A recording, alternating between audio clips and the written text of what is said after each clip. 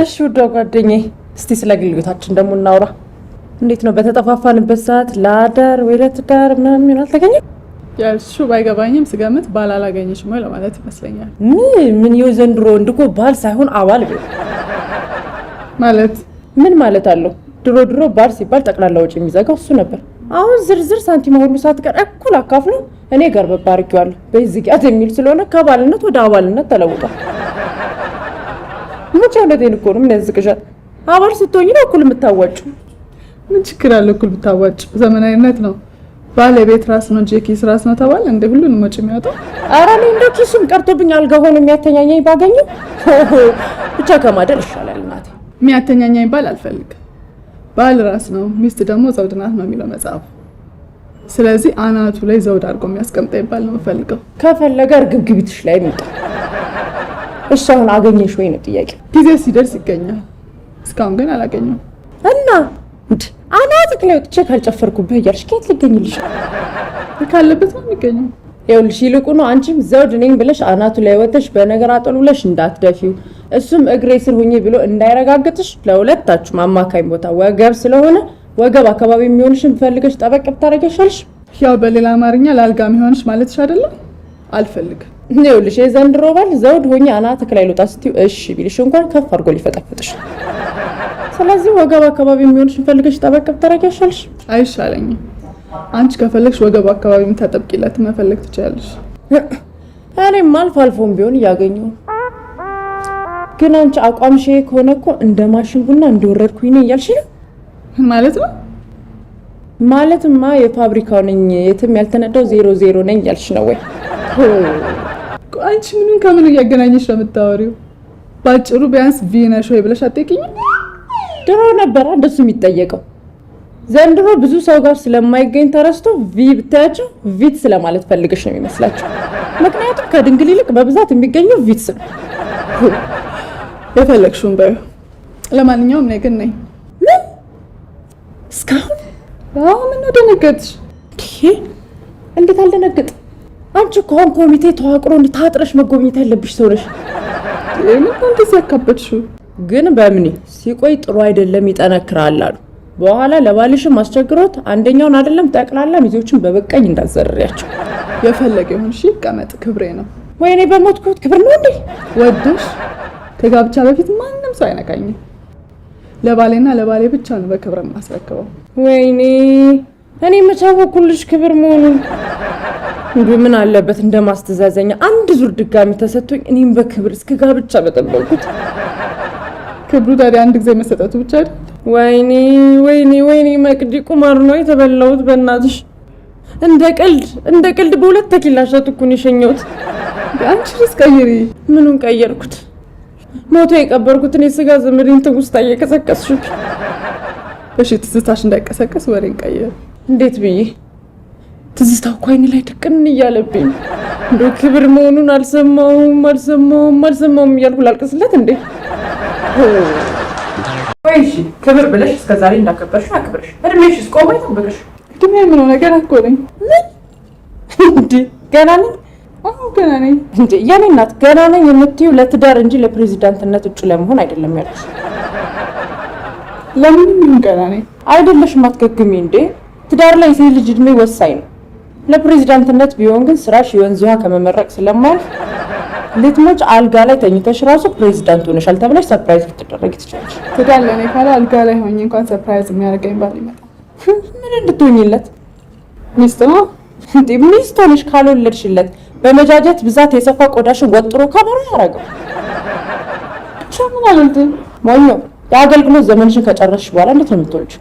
እግዚአብሔር ካለው በ90 ዓመት የወለደች እኮ አለች። ወይ ጉድ! እሱ በደጉ ጊዜ ነው። አሁን በዚህ ክፋታችን አይደለም በ90 በ30 ዓመትም ልጅ የሚገኘው በስንት ግብግብ መሰለሽ። ስለዚህ ልጅ ከፈጣሪ እንጂ በእድሜ አይደለም ማለት ነው እንጂ ወንድ ልጅ ነው እድሜው ገፍቶ ዱላ ቢይዝ እንኳን ደግፎ ቦታ ጋር የሚያደርሰው ካገኘ መንታውን ሊያስፈልፍልሽ የሚችል። አንቺ ያልከሳሰብሽ ለምን ሄደሽ አትወጪም? እኔማ ዘር ላለማበላሸት ምርጥ ዘር እያፈላኩኝ። ምርጥ ዘር ባይገኝስ? ካልተገኘማ እንግዲህ ኩርባውን አልፌ ዋይ ከማለቴ በፊት ፉንጋው ይሁን ኩርካ የጠለዘልኝን ዘር እንደበረኛ ቀብ ነው ማለት ነው።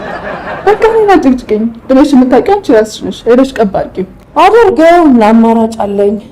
እንቁላል መጣል አቁማ ጭር እንዳለች ዶሮ ተዘግዝቄ ብሰቀልም ሪሰርት አላድርግ። እኔ ከማልፈልገው ሰው ከሞት የሰው ልጅ እንዲሆን አምጥቼ ባሳድግ ይሻለኛል።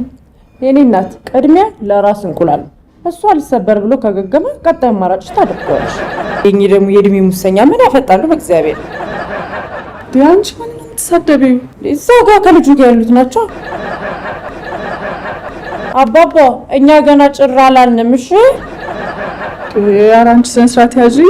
ሺባቶ ሰውብን እኮ ነው አገርምሽ ባሎች ምናልባት የሚያውቁ መስሏቸው ሊሆን ይችላል እንዴ። እና እንደሚያውቁን ለማጣራት አንዴ ማየት አይበቃም እንዴ?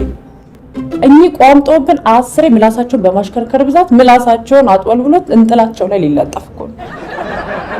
ግፋት ተናገሪ። እኚህ ትልቅ ሰውዬ ናቸው። ምናልባት የልጆች አስተዳዳሪ ይሆናሉ። ኧረ እባክሽ የወንድ ልጅ ስሜት በባከን እድሜውን ቢሆን ኤርታሌ አይበርድ። አንቺ በሳቸው እድሜ ብትሆኚ ሽንትሽ ቀዝቅዞ የፍሪጅን ውሃ ያስልቅ። በምኔ ኧረ ጭራሽ ሰውዬ ወደኛ ለመምጣት እያኮበኮቡልሽ ነው። ሽምጦ መናገር የፈለጉትን ተናግረው ይላሉ። እኚህ የድሮ ስርዓት ቀመስ ስለሆኑ በማውራት ብቻ ላይ መለሱ ይችላሉ። ምን ሊያደርጉ ይችላሉ? በማውራት ካልተሳካላቸው መረባቸውን ዘርግተው ጠለፋ ሊሞክሩ ይችላሉ። ማን ያውቃል? ፈረሳቸውን እኮ ውጪ ፓርክ አድርጎት ሊሆን ይችላል። ሞች ህግ ባለበት ሀገር ይሞክሯታ። ተንጠልጥለው ዘብጥያ ነው የሚወርዷት። እንኳን የጠለፈ የደፈረ 3 ምስክር በሚጠየቅበት ሀገር ህጉን እንኳን አልተማመንም። እኔና ለሁሉም ወንጀል 3 ምስክር የሚጠየቅ አይመስለኝም። በደንብ ይጠየቃል። ተደፍረሽ ስላላየሹ ነው። ተደፍረሽ ታውቂያለሽ እንዴ? ከየት አግኝቼ ማን አድስቀምሶ ወሬኛ። ለማንኛውም እኔ ስለ ህግ የሰማሁት መረጃና ምስክር የሚያስፈልገው አንድ ንጹህ ሰው ከሚታሰር 20 ወንጀለኛ ቢለቀቅ ይሻላል ብለው ነው። አሃ ታዲያ ይሄንን ሰምቶልኝ ነው ወንዱ አፈሙዙን ደቅኖ ደፋሪ ሆነው። ቆይ እኔ እኮ በድብቅ እንጂ 3 ምስክር በተሰበሰበበት የሚደፍራት የአደፋፈር ትርኢት ሊያሳይ ነው እንዴ? ጉድ እኮ ነው። ዘንዶቼ ደህና ናቸው? ያው ቁጭ በሉ አትሉኝም? ቁጭ እላለሁ። ሰላም ነው? ያው ዶላር እባላለሁ። እንግዲህ ይቅርታ አድርጉልኝ። እዛ ጋር ያሉ ሰውዬ ይታያቸዋል? እኚህ ሊፖፕ የሚጠቡት ሂሳብ መከፍለው እኔ ነኝ ብሏቸዋል። ይኸውልህ እንደምትላቸው ከጡረታው ላይ ቀንሶ ለእኛ ሂሳብ መክፈል በፈጣሪም ስለሚያስጠይቀን ይቅርብን በላቸው። እሺ ዝም በላት እሷን። እሺ እናመሰግናለን በጣም ሂሳብ ራሳችን ከፍላለን በለለን። እሺ ጡረተኛ አይደሉም፣ ሀብታም ናቸው። ሀብታም ናቸው እንዴ? ታዲያ እኛ ምን አገባን ሀብታም ቢሆን? ስማኝማ በእናትህ ወይ ስንት ፎቅ አላቸው? ኧረ ፎቅ የላቸውም። ያው ማለቴ በስማቸው ምንም ፎቅ የላቸውም ለማለት ፈልጌ። ያው በስማቸው ካልሆነ ሰርቀው ነው የሚሆነው። ይሁን ምን ችግር አለ? ክፈሉ በላቸው በቃ።